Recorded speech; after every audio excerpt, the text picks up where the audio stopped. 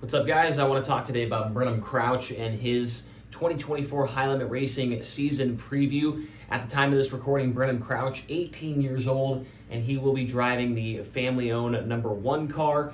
The car will be crew chiefed by Austin Weinrich, who is a former crew chief for Chris Windom when he was in the Hayward #19 car. And he's done some non-wing stuff, he's done some wing stuff, and he had Brenham Crouch in a pretty good spot this year. And I think Brenham Crouch kind of had a low-key good year, a year that maybe not many people really noticed because he did run with the IRA series. And I think the way that Leighton Crouch, his dad, is kind of bringing him up into this 410 deal is the way that it's supposed to be done. You don't want to jump straight into the Outlaws. You don't want to jump straight into High Limit. I think what they did running the IRA series, running a little bit with NOSA, running a little bit here with MOA, and getting Brenham kind of used to the 410 sprint car, I think that was a really great idea. And it clearly worked because he had a heck of a season, and a season that may not have been noticed by many people. So we'll get right into it here. So he ran the full season with the IRA series in 2023. He only missed one show, and that was the very first race of the year at Wilmot. He made all 26 main events after that, and he was able to get a win, 16 top fives, 20 top tens. He won the points. He was the rookie of the year, and he had an average finish of 6.07. 6.7. I know that it's IRA, but for his first full-time year in a 410 sprint car, I think those numbers are extremely good. IRA is one of the best, I would say, regional touring series when it comes to 410 sprint car racing. You can think of NOSA, which is kind of more on the decline right now. I would say IRA at this point in time is probably the biggest regional touring 410 sprint car series in the United States. And Brenham Crouch, first year out, wins the championship. There was quite a few guys that did run the full points, and he won by like 200 something points. So he was the most consistent guy all the way throughout, able to get that win, and a lot of top tens and a lot of top fives along the way. Now in 2023, he did make some scattered starts with the Outlaws as well. In 8 appearances, he did make the show in half of them for 4. He did have 1 top 10 finish. That was at Devil's Bowl Speedway. He started 7th in that race, and he finished in the 10th position. All-Stars, he made half the shows there, 3 out of 6, and those 3 races were coming. It was kind of an IRA race as well. IRA does a lot of double sanctions where they run with the All-Stars at the same time. They run with MOA, they run with NOSA. So those 3 All-Star races, they were combo shows between IRA and All-Stars. His best finish was an 11th place run when all the All-Star guys came through. He also had 3 starts with the POWRi 410 Sprint Car Series. That was at the end of the year.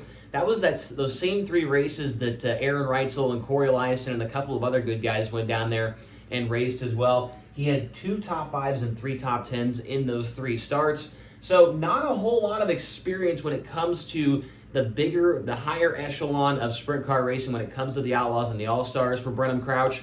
But with IRA, it's a good stepping stone to getting to those positions, and now obviously he's going to be doing the full deal with High Limit this year, and I think he's going to turn some heads.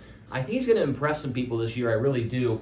Jumping into some more in-depth numbers with that year with IRA, it took me a while to find these numbers because they aren't quite as readily available on websites. I kind of had to go through all the stats of every single race and count these up.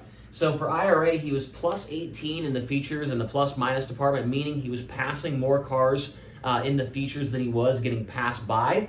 He had a 7.03 average qualifying effort, which is pretty darn good. 20 dash appearances in 26 A mains, and he was only in the B on 2 occasions. I guess you could say 3 occasions. Or actually, it was 2. Yeah, 2 occasions he did miss that one show. The other one he did transfer out of that B main. But only 2 B mains, 20 dashes, 7 qualifying average. It was a really, really solid year for Brenham Crouch, and I was honestly surprised when I looked these numbers up and saw just how good he did.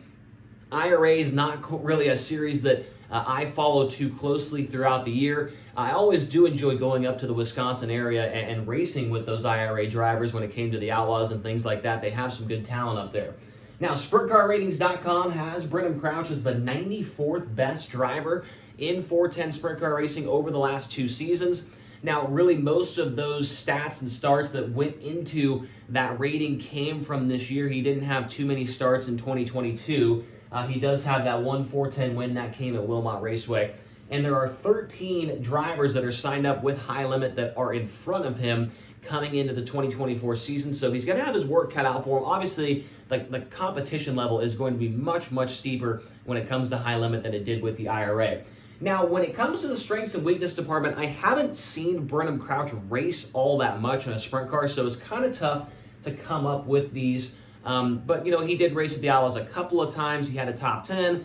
So we'll go with the strengths department here. Obviously, he's got really, really good equipment, and we saw that not only with his success, but when Buddy Kofoid ran and Corey Eliason ran and a couple of other guys jumped in that 11 car, the team car to Brenham Crouch.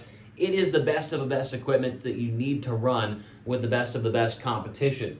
Also, he's racing right now in Australia, staying sharp, making sure that he's not losing focus of racing. He's getting himself prepared to run High Limit. He's not out there, at the lake. I guess it's kind of cold outside, so you wouldn't be at the lake, but he's not playing video games. He's staying focused, racing, and staying sharp, which is important.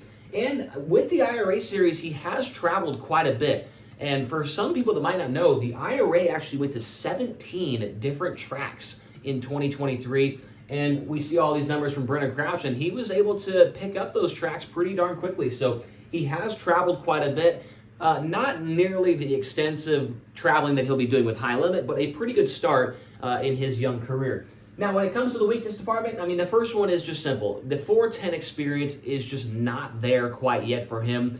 One full-time year under his belt, and when I say full-time, 27 races with IRA and a few scattered starts here and there with some other series.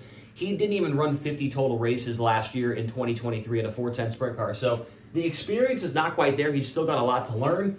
Also, he's never been in a sprint car to California, New York, or Pennsylvania, which makes up a pretty large part of the schedule with High Limit in 2024.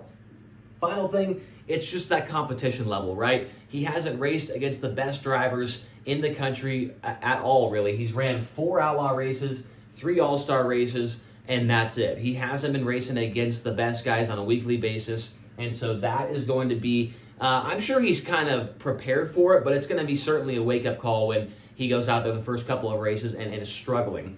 And so that leads me to the final part of this board, and that is the prediction. What do I think Brenham Crouch is going to do?